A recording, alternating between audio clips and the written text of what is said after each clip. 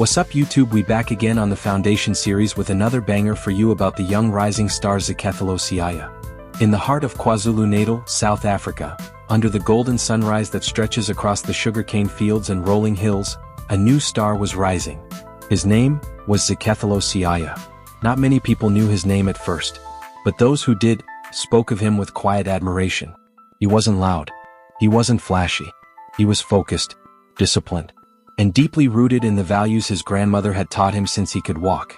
At just 17 years old, Zikhethelo was already turning heads on the rugby field.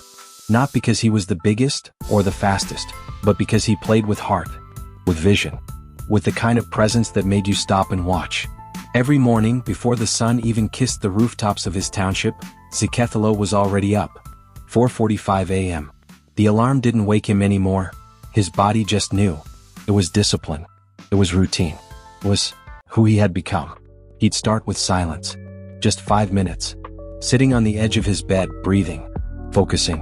He'd remember his why, his family, his dream, his purpose. Then he moved. A light jogged down the dirt road. Past the neighbors' houses. Past the spaza shop still locked shut. Past the big oak tree near the community center.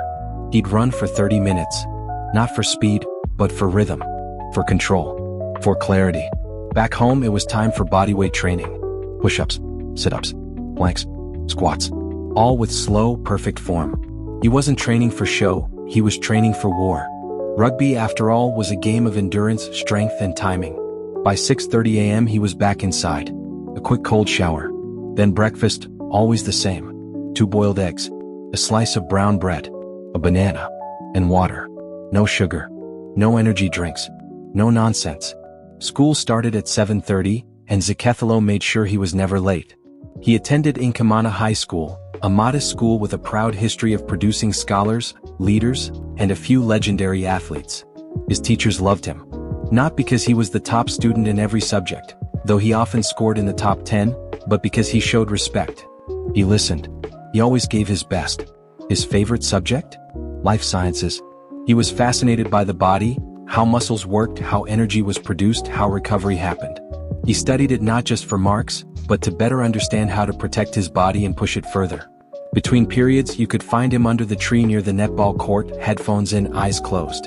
Not on TikTok, but watching breakdowns of old matches. Analyzing passing lines, scrums, defensive shapes. He was studying the game, like an architect studies blueprints. School ended at 2:30 p.m. But Zikhethelo's day was far from over.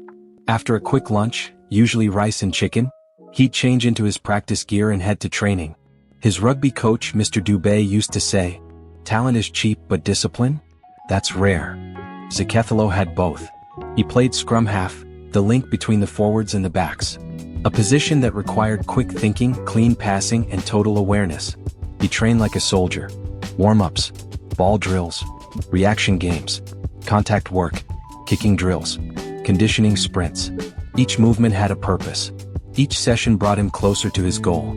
He didn't complain, didn't brag, just worked. And when practice ended, he'd stay back for another 20 minutes, practicing his passing against a wall.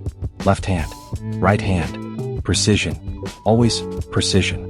By 6:30 p.m. he was home, tired, but still present. He'd help his younger brother with homework, then wash his kit for the next day. No excuses. Clean boots. Clean mind. Dinner was a family affair. Maize meal, spinach, sometimes beef stew when his uncle had brought in extra. He'd eat slowly, listening more than speaking. Grateful. By 8:30 it was study time. No distractions.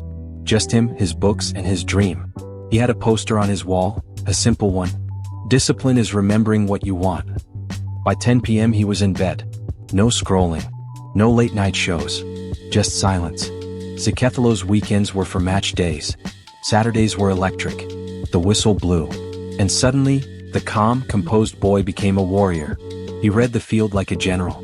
Directing his teammates, spotting gaps, making tackles. He didn't chase glory. He made others look good.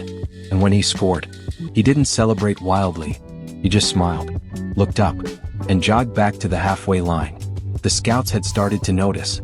First from Durban, then Johannesburg, and now, whispers were coming from Cape Town, from the National Junior Academy. But Zikhethelo wasn't getting lost in the hype.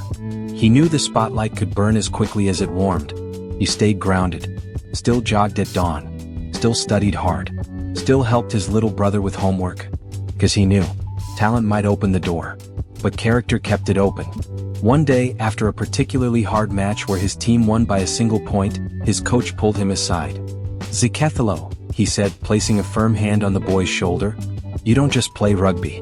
You understand it. That's what makes you different. Keep going. South Africa needs boys like you." Zikhethelo simply nodded. Not out of pride, but out of purpose. He knew his journey was still beginning. And in that quiet night as he walked home, boots in hand, sweat still clinging to his brow, stars overhead, he smiled to himself. Because deep down he believed. And when you believe, truly believe, there's no limit to how far you can go.